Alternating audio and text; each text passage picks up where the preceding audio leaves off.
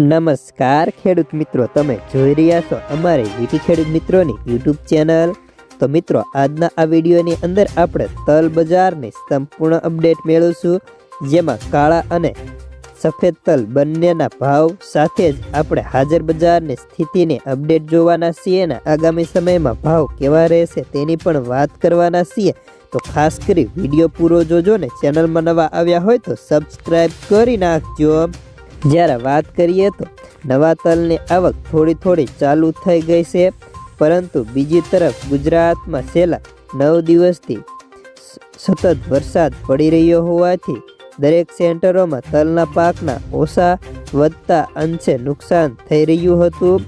જ્યારે તલ પાકની તૈયારીમાં હોય અને ત્યારે જ ક્વોલિટીમાં અત્યારે વરસાદ આવવાના કારણે થોડો ઘટાડો થાય ને ઉતારામાં પણ થોડી ઘટાડા આવવાની ધારણા છે।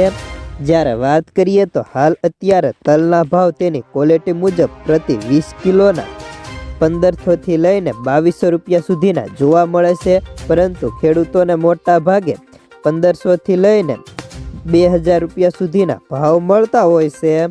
જ્યારે તલના પાકનો અંદાજ ચાલુ મહિનાની અંદર સંસ્થાએ 1.25 લાખ ટનનો મૂક્યો હતો, જેમાં વેપારીઓએ સફેદ તલનો 80,000 ત્યારે કાળા તલનો 30,000 ટનનો પાક ધાર્યો છે।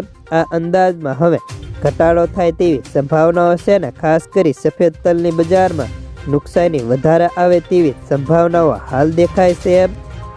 જો કે હવે વાત કરીએ તો સાઉથ કોરિયાનું તલનું ટેન્ડર પણ હોવાથી તેના પરિણામે પણ રાહ છે। જો ઊંચા ભાવથી બીડ ભરશે તો ઓછા ઓર્ડર મળશે તેની સંભાવનાઓ પણ છે, અને સામે નીચા ભાવ તલ ન મળે તેવી પણ સંભાવનાઓ છે, જેના કારણે ઊંચું ટેન્ડર રહેતો ભાવ આ વર્ષે તેની ક્વોલિટી મુજબ 1800 થી 2200 સુધીના ટકેલા જોવા મળી શકે તેવી ધારણા છે।